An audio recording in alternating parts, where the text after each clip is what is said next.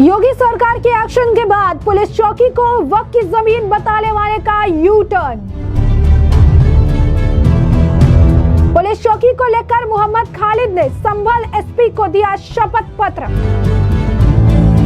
आज एक शपथ पत्र है वो मोहम्मद खालिद की तरफ से उनके प्रतिनिधि, उनके शायद पुत्र हैं, उनके द्वारा यहाँ पुलिस अधीक्षक कार्यालय में प्रॉपर पर्ची कटवाने के बाद में यहाँ आके मिले मेरे से और उन्होंने शपथ पत्र दिया कि जो शाही जामा मस्जिद है, जो विवादित धर्मस्थल जो अभी वहाँ पे है, उसके पास में जो पुलिस चौकी है, आउटपोस्ट है जिसका निर्माण कराया जा रहा है, उस आउटपोस्ट पे उनको किसी प्रकार की कोई आपत्ति नहीं है। शपथ पत्र के अनुसार सरकारी भूमि पर बन रही पुलिस चौकी।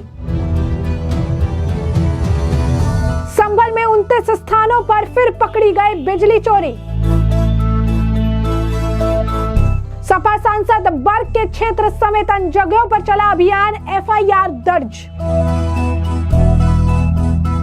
उत्तर प्रदेश के संभल में लगातार योगी आदित्यनाथ का एक्शन देखने के लिए मिल रहा है और सीएम योगी के एक्शन के बाद से कई मामले ऐसे भी सामने आई है जहां पर अतिक्रमण को हटाने का काम खुद लोगों द्वारा खुद की ही बिल्डिंग्स और खुद की ही जमीन और खुद के ही, अगर आप कहेंगे कि सामानों और चीजों को लेकर जो है किया जा रहा है। यानी साफ तौर पर सीएम योगी आदित्यनाथ ने जिस तरीके से कड़ी कार्रवाई और कड़ा रुख संभल को लेकर अख्तियार कर रखा है, इसे लेकर अतिक्रमणकारियों में खौफ है, तो इसी के साथ साथ अब लोग ये भी समझ चुके हैं कि संभल में किसी भी तरीके की दादागिरी नहीं चलेगी।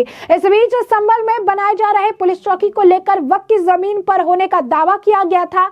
इस दावे में कई तरह के जो आप कह सकते हैं डॉक्यूमेंट पेश किए गए थे जो कि फर्जी पाए गए थे। इसमें एक व्यक्ति का नाम भी उछाला जा रहा था और कहा जा रहा था कि वक्त की जमीन है और इस फलाना व्यक्ति ने जो है इस जमीन को किसी को दान कर दिया है। और अब वो व्यक्ति जो है वो खुद सामने आ चुके हैं और उन्हें बकायदा शपथ जो है पत्र दिया है जिसमें उन्होंने साफ कहा है कि इस जमीन पर पुलिस चौकी बनने से उन्हें कोई दिक्कत नहीं है। ये जमीन सरकारी जमीन है, ये जमीन वक्फ की जमीन नहीं है। जी हाँ, बिल्कुल सही सुना आपने।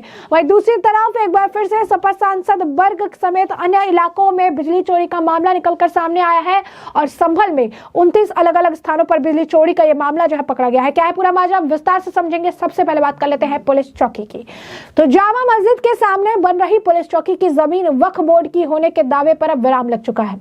मोहल्ला मियां सराय में रहने वाले 92 इयर्स ओल्ड मोहम्मद खालिद ने एसपी को शपथ पत्र देकर कहा है कि यह भूमि उनके पूर्वजों की नहीं बल्कि सरकारी है। इसकी देखभाल हमारे पूर्वज करते आए। यहाँ चौकी निर्माण पर हमारे परिवार को कोई आपत्ति नहीं है। मोहम्मद खालिद ने कहा कि उनके पूर्वजों ने इस जमीन की देखभाल जरूर की है, लेकिन जैसे ही पता चला कि सरकारी जमीन है तो उन्होंने देखभाल छोड़ दी। ये जमीन कभी वक्फ संपत्ति नहीं थी। इस जमीन पर उनके परिवार का ना तो वर्तमान में कोई अधिकार है और ना ही भविष्य में होगा।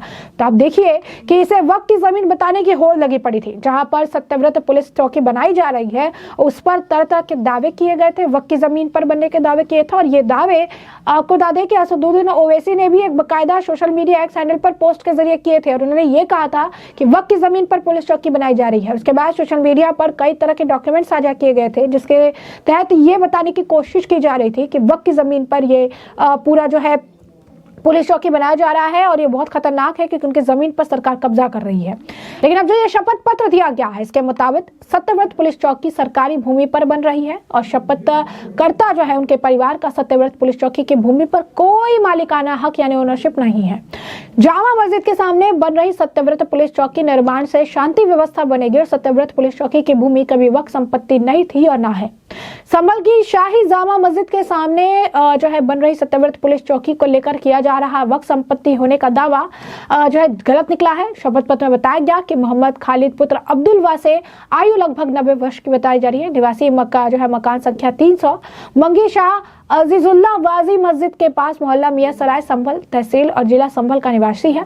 करीब 10 वर्षों से घुटनों की बीमारी से भी ग्रसित है, जो चलने फिरने में भी असमर्थ है। शपथकर्ता का ये कहना है कि शाही जामा मस्जिद संभल के सामने जिस स्थान पर पुलिस चौकी का निर्माण हो रहा उस स्थान की काफी समय पहले शपथकर्ता देखभाल पूर्वजों के बताए अनुसार करता था, किंतु जैसे ही उसे पता चला कि ये सरकार की भूमि है तो उसके द्वारा देखभाल जो है छोड़ दी गई। अब चौकी की जमीन से उनका या उनके परिवार का कोई लेना देना नहीं है। ये सरकार की जमीन है है जो सार्वजनिक कार्य के लिए खाली थी। शपथकर्ता का यह भी कहना है कि मुझे पता चला है कि वास्तव में जमीन सरकार की है और इस पर पुलिस चौकी का निर्माण हो रहा है।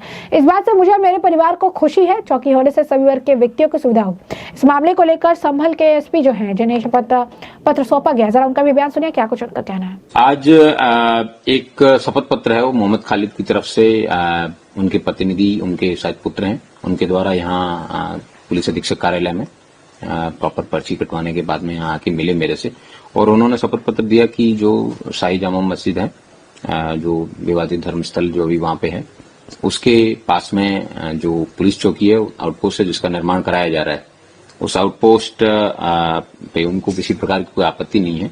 उनका परिवार खुश है इस बात से, और उनका बताना था कि उनके जो पूर्वज हैं उनके बताए के अनुसार वो वहां पे देखरेख का कार्य करते थे, लेकिन जब से उनको पता चला है कि वो एक सरकारी जमीन है, उनको चौकी बनाए जाने में किसी प्रकार की कोई आपत्ति नहीं है, उन्होंने इसके संबंध में एक नोटरी हलफनामा दिया है, और उन्होंने ये भी बताया कि भविष्य में इसके अंदर कोई भी व्यक्ति अगर क्लेम करता है तो भी वो मान्य नहीं होगा। उन्होंने ये भी बताया कि वास्तव में ये जमीन है, सरकार की है, और इस पर पुलिस चौकी का निर्माण हो रहा है। मुझे और मेरे परिवार को खुशी है, और चौकी स्थापित होने से सभी वर्ग के व्यक्तियों को सुविधा उपलब्ध होगी। तो ये एक बहुत ही अच्छी बात है कि व्यक्ति स्वयं सामने आके अपनी बात बता रहे हैं। तो जैसा कि हमने एसपी का बयान भी सुना, उन्होंने भी कहा कि इस तरीके से शपथकर्ता ने अब बता दिया है कि वर्तमान में भविष्य में उनके परिवार का चौकी की भूमि पर कोई दावा नहीं होगा। यदि कोई व्यक्ति या संस्था इस भूमि पर दावा करती है तो गलत होगा, क्योंकि पूर्व में जो है उन्होंने कहा कि मैं और मेरे पिता अब्दुल वासे और दादा स्वर्गीय अब्दुल समद इसकी देखरेख करते थे। ये हमारी निजी मिल्कियत नहीं है, बल्कि सार्वजनिक उपयोग हेतु सरकार की ही जमीन है। वहीं उसने कहा कि उक्त चौकी के निर्माण से मुझे कोई आपत्ति नहीं है, बल्कि मैं और मेरा परिवार चौकी निर्माण से पूर्ण रूप से सहमत है। चौकी के निर्माण से शांति व्यवस्था बनी रहेगी। चौकी की उक्त भूमि पूर्व में वक्फ संपत्ति नहीं थी, और ना ही कभी मेरे पूर्वजों द्वारा मुझे अवगत कराया गया था, और ना ही मेरे कोई स्वामित्व संबंधित अधिकार है। तो आप समझिए कि वक्फ की जमीन पर नहीं बन रहा है ये, और ये जो शपथ पत्र है ये ओवैसी जैसे नेताओं के मुंह पर करारा तमाचा है, जिन्होंने इस पूरे मामले को एक अलग तरीके का मोड़ देने के प्रयास किया और ये कहा कि सरकार वक्फ की जमीन पर कब्जा कर रही है।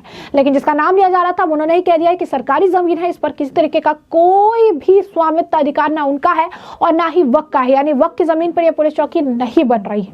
अब बात कर लेते हैं संभल में बिजली चोरी के मामले से, अभी आपको अवगत करा देता है। तो संभल में बिजली विभाग ने रात विशेष चेकिंग अभियान चलाकर 29 स्थानों पर बिजली चोरी पकड़ी है। अभियान में 52 किलोवाट बिजली चोरी का खुलासा हुआ है।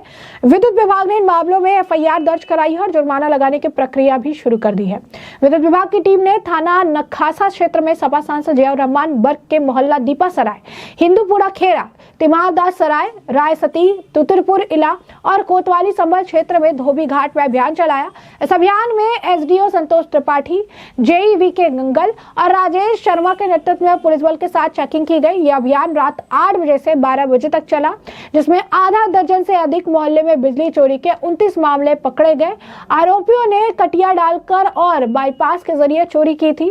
विद्युत विभाग के आपको बता दें कि एक्सीएम नवीन गौतम ने बताया कि 4 घंटे के अभियान में 29 लोग पकड़े गए, 52 किलोवाट बिजली चोरी की गई और उन्होंने कहा कि संबंधित व्यक्तियों के खिलाफ एफआईआर दर्ज कराई गई है, आगे की कार्रवाई की जाएगी। गौरतलब है कि 14 दिसंबर 2024 को डीएम राजेंद्र पेंसिया, एसपी कृष्णा बिश्नोई के नेतृत्व में शुरू की गई बिजली चेकिंग अभियान में अब तक 1200 से अधिक मामले पकड़े गए हैं और 5 करोड़ रुपए से ज्यादा का जुर्माना अब तक लगाया जा चुका है। इस दौरान सपा सांसद बर्ग के घर का बिजली कनेक्शन भी चेक किया गया था, जहां 16.480 किलोवाट बिजली चोरी पकड़ी गई और इसके खिलाफ एफआईआर दर्ज कर कनेक्शन काट दिया गया। इसके साथ ही 1,99,00,000 रुपए का जुर्माना भी लगाया गया है। तो आप समझिए तकरीबन 2 करोड़ का जुर्माना भी लगाया गया है। तो ऐसे में हमने आपको जो पूरा मामला विस्तार से बताया, संभल से जुड़ी बैक टू बैक 2 बड़ी खबर से हमने आपको अवगत कराया है। तो ऐसे में अब इस पूरे मामले पर अब आपकी भी राय हो अब कमेंट सेक्शन में कमेंट करके जरूर से जरूर साझा करिएगा। धन्यवाद।